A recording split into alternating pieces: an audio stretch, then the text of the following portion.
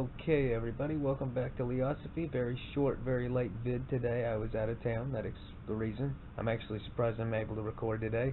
But I'm just going to do a really short vid on something that was interesting to me, at least the past few days. I've noticed within a very short span of time, matter of weeks, two unusual phenomena were observed, and some people are attributing one or both of them to extraterrestrial activity. Let's start with the first, chronologically, Oumuamua. It was an object that passed through our solar system, and it just had a lot of peculiar traits. Let's start with the fact that whenever it was passing through, it was observed that sometimes it was shiny and other times it was dull. And this means a couple of possibilities. One, half of it is made of a more lustrous material, which that can totally happen. It's entirely reasonable for there to be an object in space, a meteorite, a comet, etc., that's comprised of an amalgam of different components. Some are lustrous and some are not.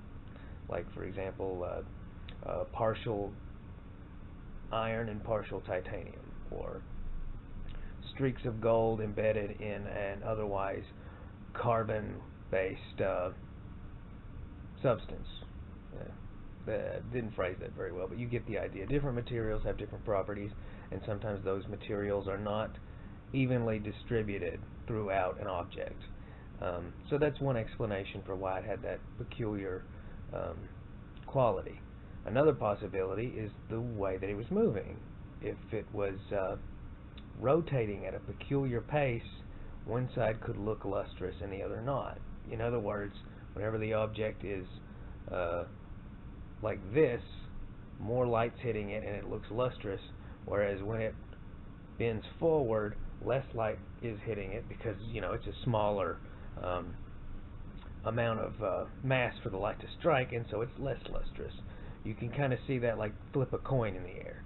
Whenever you can see the flat side of the coin, it looks more lustrous, and then when the coin is, you can see the edge, it's less lustrous. Does that make sense to everyone? Anyway, the most unusual thing about Oumuamua, though, was the way that it moved once it kind of slingshotted past the sun. And there's a few arguments for that. One well, actually there's only two that I can think of.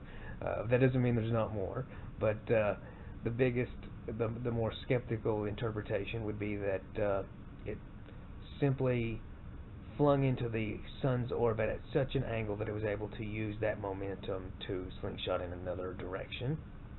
The other possibility is that it actually made use of some sort of propulsion, which would mean that it is a spacecraft. That's obviously the less skeptic interpretation of that. Really, really messed up stuff, really interesting. I'm not really sure where I side with that. It's interesting to think that if you were some sort of observation vehicle, that's what you would do. You would try and look like a natural phenomenon to go undetected. It's kind of like when human naturalists study lions, they use a big fake lion with a camera embedded in the mouth or eyes. Well, if you wanted to study a sentient species, you'd want to look like something inconspicuous, right? Again, that's just a fun little interpretation. That doesn't mean that I actually think that. But it is interesting. Additionally, the other possibility, this isn't about the movement of it, but the given shape of it, one of the ways that it could be more lustrous would be, I just remembered, an interpretation is that it could be a solar sail, which would explain why there was no visible discharge when it slingshotted past the sun. The way that it moved, you'd think that if it was moving at that speed and using propulsion, there would be some kind of fuel exhaust. Similarly, though, if it was a comet that slingshotted, you would also think that something would be burned off expressly because of the friction, as well as the heat from the sun itself being at such close proximity, and that didn't visibly happen to a notable degree.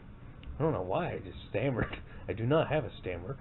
And then most recently, just I think, what was it, 48 hours ago? Somewhere in that ballpark. Radio signals. Peculiar and possibly organized radio signals. Bursts that seem to follow a pattern. And patterns, of course, happen in nature, but they usually don't happen in like an auditory kind of sense, you know? Like if a tree falls, it'll make a sound, but you not in a million years would a series of trees fall in such a way that it sounds like Beethoven or something. You know, you're not going to hear several trees fall in succession and it sounds like da da da da.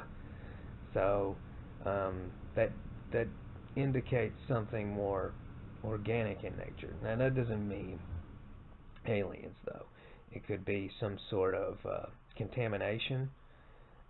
You know, whenever you're recording audio, doesn't matter how distant or how close something is, there can be interference. It's just the nature of dealing with sound waves, and so it's entirely possible that this is coming from a terrestrial origin, but it is definitely interesting and strange, and I just thought I would address that briefly. I want to think that it's something, but that doesn't really mean much. So that's really all. I just thought I would bring that up and let everybody contemplate those two peculiar things happening in such a short window of time, which, you know, if you think that it is something intelligent, maybe the two are linked, huh? That'd be a fun thought. Anyway, like, subscribe, ask questions. Bye.